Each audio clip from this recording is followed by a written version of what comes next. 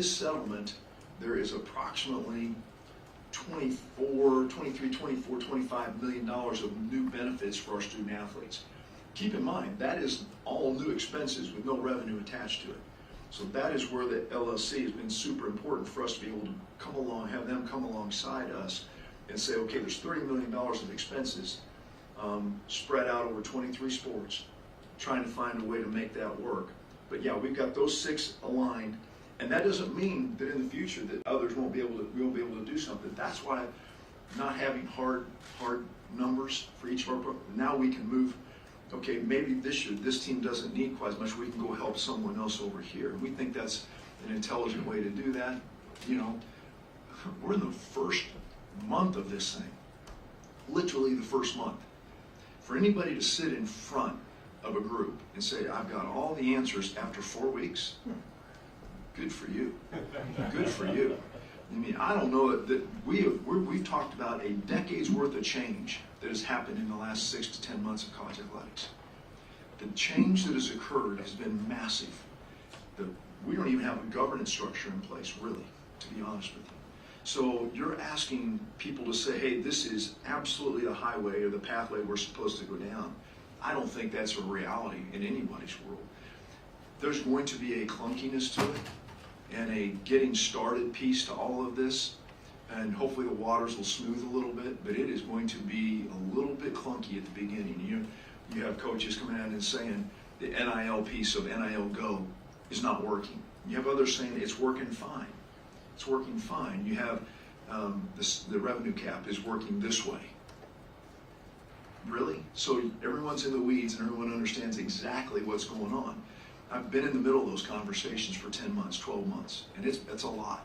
It is an absolute lot. And I'm thankful for people that want to jump alongside federal legislation and help out of Washington. Anybody that wants to help, that would be awesome. That'd be great. If we can get an alignment and get people to help, that would be great. But to sit here and be critical of the system that's only been in place for 4 weeks, really, really difficult. And so we got to find our way through it and just gently walk through this thing and let it smooth itself out. So I think there's a lot of really good people working at this thing, and I'm thankful for that. We got a lot of folks trying hard. The 8-9 debate in football conference schedule. Yeah. Do you have any clarity on when maybe there was a deadline for when we're going to find out what the 2026 schedule is, and just where does that kind of stand? So 8-9 debate, and there's no mystery in where I stand on 8-9. 8-9, 8's better for Kentucky. We'll have the athletic directors in our league. Obviously, there's financial components to it. There's competitive components to it. There's components to it as it relates to our ability to have 7 home games or 8 home games. We've been fortunate about every 2+ years we've been able to have 8 home games because Mark Hill does an unbelievable job of scheduling with our football staff, putting things together for us to be able to have 8 home football games. If we have 9 conference games, the chances of doing something like that get a little bit harder for us. So the 8-9 conversation is difficult, and it's a good conversation in the room. There's an economic component to it as it relates to television, for sure. And so I think that decision's obviously has to come pretty quickly. We've got athletic directors meetings in August. There's probably a pretty good chance that's on the docket. And then some decision comes out of all that. If we go to 9, that means every other year we have 5 conference games on the road and 4 conference games at home. And you only have 3 non-conference games. And so then when you begin to do the math of how all that comes together for Kentucky, and that's where we've got to be really thoughtful about what we do. But it's a conversation that's going to come to a head here fairly quickly. Mitch, you mentioned just a minute ago, you touched on federally maybe help. You saw the edict from the president that came out about no pay for play. Do you feel the future is something federally to kind of mandate how the NCAA works? Yeah, I don't know that like I said just earlier, I think there's a lot of people trying to help, and that's awesome. I've had multiple conversations, been to Washington, D.C., I don't know, 3-4 times here in the last 10 months. We've been in the hallways. We've had conversations on the phone with our state representatives in D.C. The president has had conversations with commissioners. There's been, executive orders. There's been things that have said all of that is great conversation. We need to, if we can hopefully dial it into some help where we're all sort of on the same hymn book, would be awesome. But it's difficult. It is difficult because so many perspectives, and you've got 4 conferences that are, all across the country, and that's never been something that's been aligned. I've been in this thing for 43 years. I've never seen all the power conferences aligned on conversations. They come at them from different perspectives. It's no different. I think everybody makes it out to be something different for college sports than it is for the NFL or the NBA or Major League Baseball. There are some things that they've got we certainly don't have, including antitrust exemptions. All of that's fine. But when you think about small market, big markets, and West Coast versus East Coast, and those kind of things, and all those things, they're remarkably different. And those owners all come at it from a different perspective. They've got just a couple things that are different from us. We don't have that yet.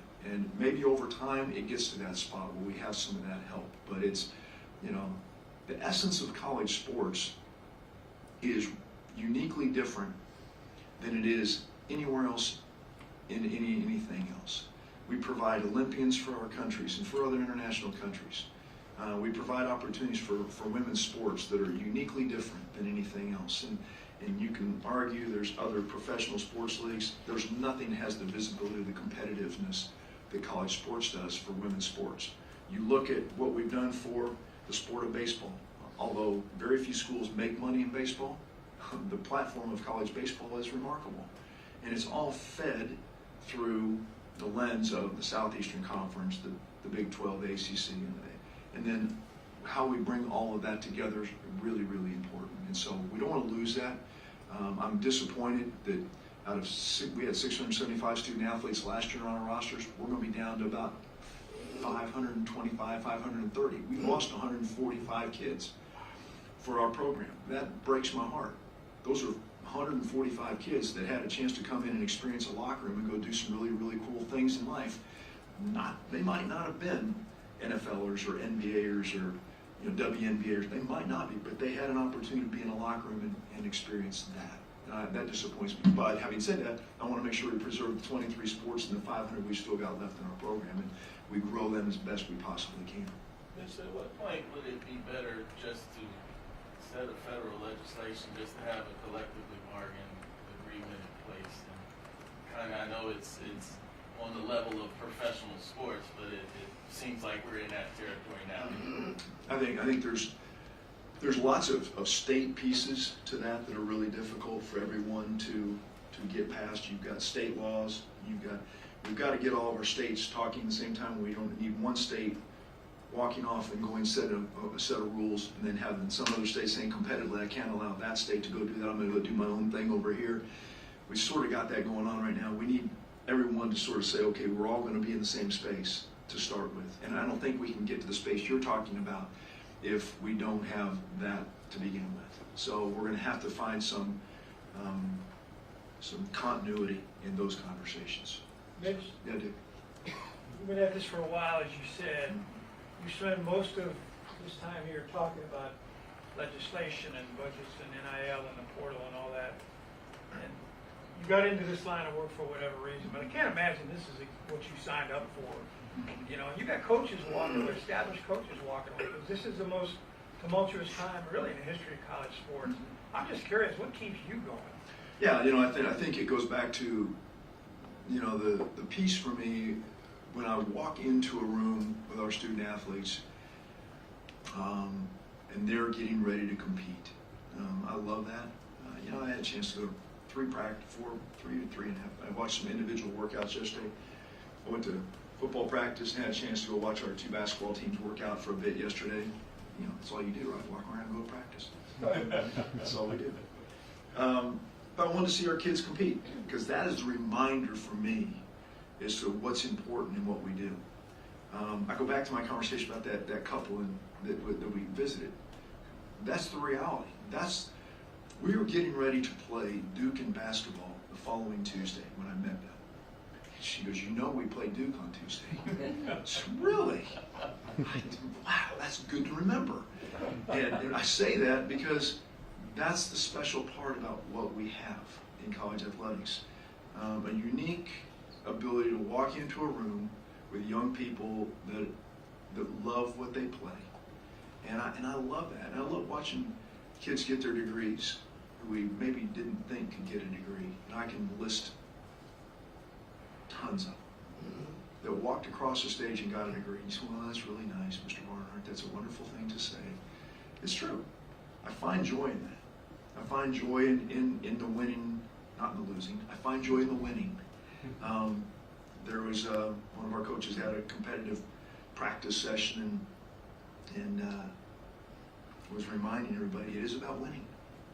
It is about winning. This is not an intramural activity, all right? And so I like that part. Having said that, we're in some really choppy waters, Dick. Really choppy waters. And we're trying to find our way through it. And so we'll do that. I think it's important that we try and smooth the waters for the next generations, couple generations, see if we can find a way to help them maintain the opportunities we have. All my kids participated in college sports. My wife and I had an opportunity to be at a place where we had a chance to experience that as well. And we know how important it is. It is important. It's important in this community. I go back to, we had 400 events on this campus last year. 400 events on this campus this year. Where's Scotty? Scotty back here somewhere? Here he is. Hey, guy, the guy in the back helped us run 400 events. My staff worked relentlessly. Why is that important? It's important to the people we put the events on for. Guess what it was also important for? This community. This community benefited economically in a lot of different ways. Hotels, restaurants, gas stations, grocery stores. People benefited. It's important for us to be strong so this community can be strong. We're a part of a really, really cool piece in this deal. Really cool piece. The horse industry, really neat with Keeneland. The Bourbon Trail has become a part of the tourism piece of this place. And then throw Kentucky athletics in the middle of all that. There's a reason people come. It's a pretty cool deal. And we're thankful to be a part of that. But it's important on a lot of fronts that we're successful. And so we want to do that. And we benefit everyone. Sort of the rising tide piece raises all of it. And that's part of our responsibility. It is a responsibility. We do feel that. Mitch, the SEC set its own football scholarship limit within the settlement. Yes. Is there any uniformity in the other sports in terms of like what you all are doing as a league and Yeah. each of them? Yeah, there is. There are. And you know, we're sort of in the settlement, with the settlement is defining most of that for us, John. The SEC is the 85, and those are 85, keep in mind, those can be 85 partials now. So you can say, hey, I've got the last 20 guys on my roster, I'm going to take those last 10 scholarships and break them up and make them partials if you wanted to, just like we did in every other sport. You couldn't do that in the previous days, but you can now. And so football is a little unique in that we're at 85 and some other conferences there are different numbers, and that may change over time. Don't know how that's going to play out. Again, we're 4 weeks in, so but I think our rosters are pretty set, and our coaches are fully aware. And again, many of our rosters benefited from this thing, and so I point to baseball. Although their overall roster number is less, their scholarship number is significantly greater. Softball, significantly greater in scholarships. Track and field, more scholarships, and so all those. But the roster number for track and field is smaller. So it's really fascinating, and it's a puzzle that we're putting together. And I think our people have done an amazing job. And I go back to our staff. Culmination of activity for our staff, from whether it's an event, normal procedural thing that we go through, to the transition from the litigation, all of that, the settlement, really, really difficult, really complicated, to the transition to the LLC, really complicated, not easy. And everybody says, well, it's just, you just changed names. No, we didn't. There's a lot to that. And I'm thankful, super thankful for that. Having said that, you bring a way of doing your work for a good number of years. And now you're aligning it a little bit differently. And we're having conversations that'll be fine. It's no different than any locker room you have. You bring new folks into the locker room, you got to find a way to make sure the family gets all synced up and make sure it's on the same page. We're getting there.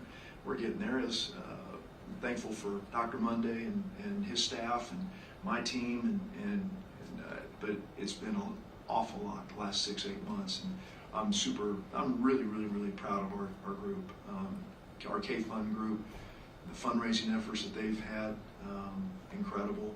Our marketing group, our events and operations, facilities, it's been a lot. Anybody would go to that concert we had this summer, this spring? Yeah. It didn't just roll out and happen. Those folks were putting in 100-hour weeks trying to get ready to get the stage ready. That wasn't an athletic event, right? It wasn't our event. But it was. It was big for the community. Everyone had a great time. It was an awesome concert and a beautiful night in Kroger Field. And we're going to do it 9 times a year. I'm kidding. Folks, thanks a lot. Appreciate you all being here today. We'll have our. Just over the last few months, a lot of these programs are talking about measures to add more revenue. But last month, you talked about capital campaign projects and potentially entertainment districts. So, how do those two? It seems like you're spending more money, but you also need more money. How does that balance? Yeah, I think you got to find things that the things that you're going to spend money on have an ability to produce revenue. And so we think like the West End Zone expansion for our club spaces has a chance to do it. Wi-Fi has a chance to help us with that. There's some things you have to do because you can't afford just to sit here and let things deteriorate. So if I let the steel structure in our stadium deteriorate, that's a problem. Okay, we don't want to do that. That's a safety issue. We got to make sure we maintain our stadium. You don't want things to deteriorate to a spot where all of a sudden the expense to fix them has become so great, it becomes not smart. So we're going to work really hard at that. But all the decisions we're going to try and make, you have to weigh them in terms of ongoing maintenance and operation. Does it function? And does it produce some revenue for you on the other side? And we've got some really cool thoughts in terms of the way we want to produce some revenue. We also want to find new buckets. Most athletic departments have 5 buckets. They have tickets, they have fundraising, they have concessions and souvenirs, contracts, your Nikes and Gatorades and things like that, your GMIs, those contracts. And then the last one is your conference revenue sharing from your television. Those are the 5 buckets that have generally occurred for most schools. And so how can you add 3 or 4 more buckets as you go forward? That's our goal. Let's put 2 or 3 more buckets out there and fill those up. And that's where the LLC comes alongside us and helps us from some new thoughts. Maybe it gives us some flexibility and some things, some areas that we can get into that might not be specifically athletics related, but give us the ability to create revenue to do that differently without straining the folks that have been so good to us and showing up in our stadiums and our arenas. We're trying to keep those as best we can at a reasonable rate. Okay, thank you. Appreciate it. Thanks for your time, guys.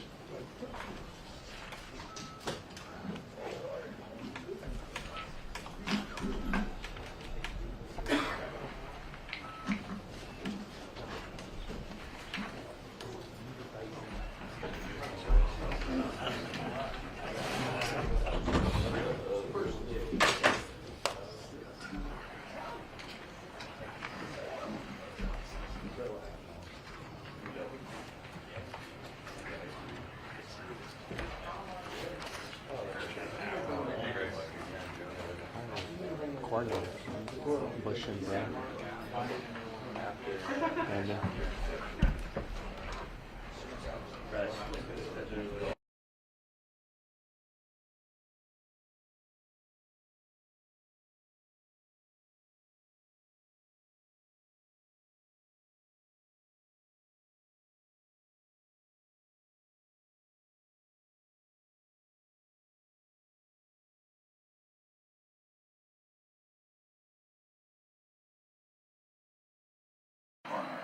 Appreciate it.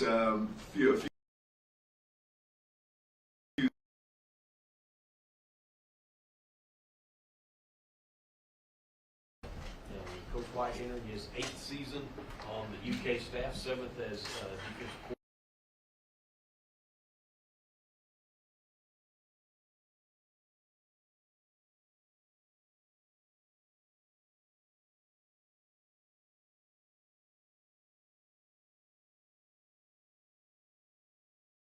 Coach, you guys have done a lot in the bases. First Barn, or Mitch Markhart said around 50 total.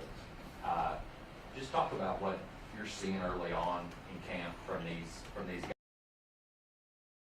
guys aren't familiar with, and just kind of what you guys are seeing, because a lot of new guys out there. Yeah, as we go right now, when you integrate a lot of new people into the organization, you're trying to get them comfortable in our routines, and they've done a great job of sort of getting used to that, comfortable with that. Specifically on defense, we've gotten our new guys in. Most of them came in January, so they were able to, get a winter conditioning with the strength staff. They were able to go through spring balls. They've had summer. We had about 6 new freshmen that came in June, and we had 5 or 6 that had come in mid-year. So the mid-year freshmen were able to make the transition easier for the June freshmen. So it's been a very seamless transition. The guys, they really like each other. They've sort of